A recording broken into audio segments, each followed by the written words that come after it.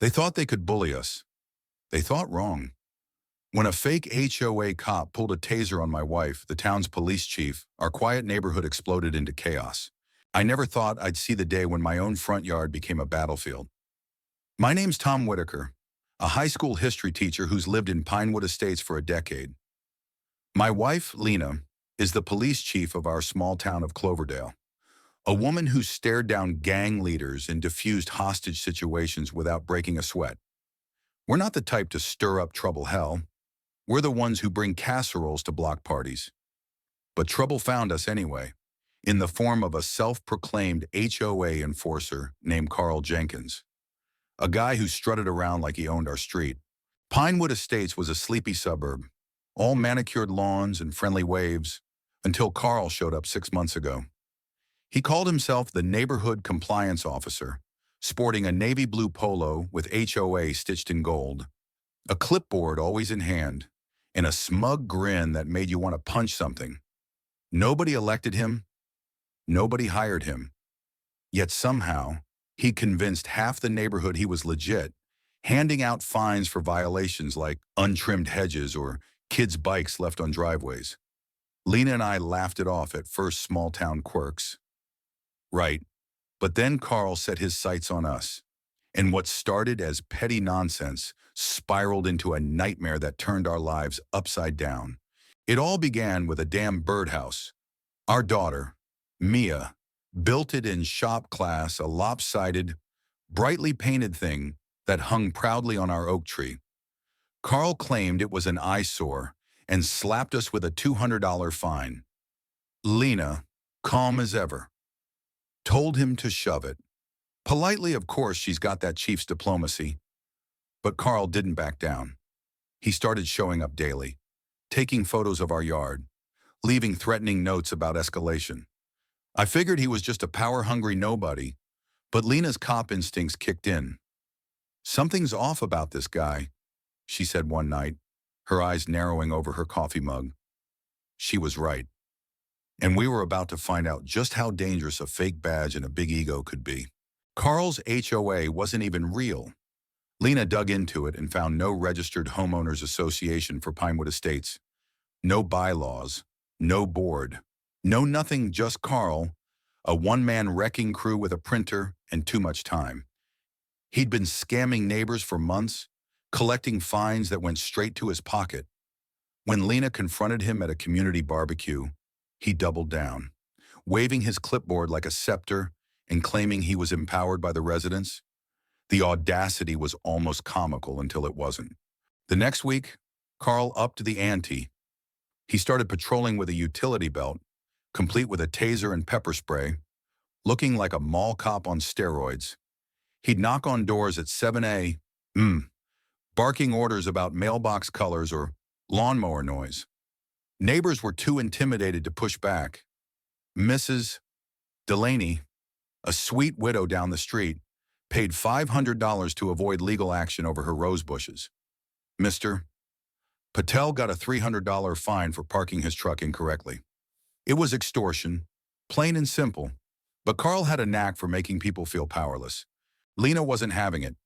She started rallying the neighborhood, holding impromptu meetings in our living room to explain Carl's scam. "He's not an authority," she said, her voice steady but fierce. "He's a con man, and we're shutting him down."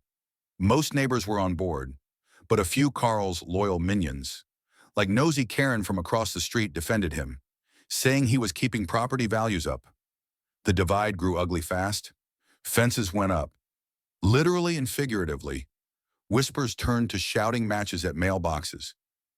Cloverdale was fracturing, and Carl was loving every second of it. Then came the twist nobody saw coming. Carl wasn't working alone. Enter Vanessa, a sleek, sharp-tongued woman who moved into the corner house a month ago. She claimed to be Carl's legal advisor, flashing a fake law degree and a stack of official-looking documents. She'd hover at Carl's side, whispering in his ear, her designer sunglasses glinting like a villain in a bad movie. Lena ran a background check and found Vanessa was Carl's cousin, with a rap sheet for fraud in 3 states. The two were running a tag team grift, preying on our trust. It was infuriating, but also oddly impressive. How do you even dream up a scam this bold? The real kicker, Carl started targeting our family specifically. He'd park his beat-up sedan across from our house, watching us like a hawk. One night, he left a note on our car: comply or face consequences. Lena laughed it off, but I saw the worry in her eyes. She was used to handling criminals, but this was personal. Our home, our sanctuary, was under siege. And then, one Saturday afternoon, Carl crossed a line that changed everything. It was a warm September evening, the kind where kids ride bikes until dark and fireflies start to glow. Lena and I were in the front yard, helping Mia fix her birdhouse after Carl accidentally knocked it down.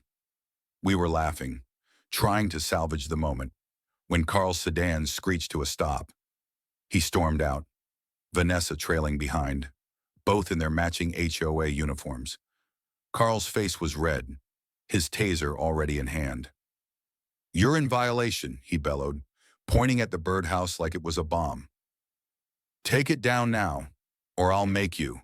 Lena stepped forward, calm but commanding, her police chief badge clipped to her belt. "Carl, you're trespassing. You have no authority here. Leave." Her voice was steel, but Carl wasn't backing down. Vanessa egged him on, smirking. "You're gonna regret this, Chief." The neighbors started gathering, phones out, sensing a storm brewing. I could feel my pulse pounding, my fists balling up. This wasn't just about a birdhouse anymore. Then it happened. Carl raised his taser, aiming it square at Lena's chest. "Step back, or I'll light you up," he shouted. The crowd gasped. Mia screamed, dropping her hammer. I lunged forward, yelling, "You touch her, you're done." But Lena didn't flinch. She stared Carl down, her voice low and lethal. "You pull that trigger, and you'll spend the rest of your life in a cell." The air was electric, every second stretching into eternity. Vanessa, panicking, tried to pull Carl back, but he shoved her aside. The neighbors were shouting now, some for Carl to stop, others yelling about property rights. It was chaos, a powder keg ready to blow. And then, the unexpected twist. Mrs. Delaney, the quiet widow, stormed forward with a garden hose, spraying Carl square in the face. "You're a fraud," she screamed, her voice cracking with years of pent-up frustration. The crowd roared, half in shock, half in awe. Carl, drenched and humiliated, swung his taser wildly, knocking over our mailbox and shattering Mia's birdhouse into splinters. That was the breaking point. The neighbors surged forward, a tidal wave of fury. Mr. Patel grabbed Carl's arm, pinning it behind his back. Karen, Carl's former ally, was now filming him, shouting, "You're done. You fake Lena." Ever the professional, called for backup, her radio crackling as she reported an assault. Within minutes, real cops, Lena's officers, swarmed the scene, cuffing Carl and Vanessa as the crowd cheered. The aftermath was a whirlwind. Carl and Vanessa were charged with extortion, fraud, and assault with a deadly weapon. The HOA scam unraveled, revealing they'd pocketed over $10,000 from the neighborhood. The story went viral, local news, then national, with headlines like, "Fake HOA Cop Tasers." Police Chief Cloverdale became a cautionary tale, sparking debates about community trust and vigilante justice. Social media exploded, with hashtag fake HOA trending for days. Some called Carl a wannabe dictator. Others said we'd overreacted to a harmless con. The truth, there's nothing harmless about threatening a family over a birdhouse. Our neighborhood changed after that night. We held a real community meeting, no clipboards, no uniforms, just neighbors rebuilding trust. Mrs. Delaney became a local hero, her hose spraying moment immortalized in memes. Mia, resilient as ever, built a new birdhouse, this time with a tiny sign, HOA free zone. Lena and I, we're still processing it. She's back to running the precinct, but I catch her double-checking the locks at night. Me, I'm teaching my students about power, corruption, and standing up to bullies. Carl's the perfect case study. The biggest lesson: never underestimate the quiet ones, whether it's a police chief who doesn't back down or a widow with a garden hose. As for Carl and Vanessa, they're facing years behind bars. Karma's a hell of a thing, isn't it? What do you think? Have you ever dealt with a neighborhood tyrant like Carl? Share your stories below. Let's keep the conversation going.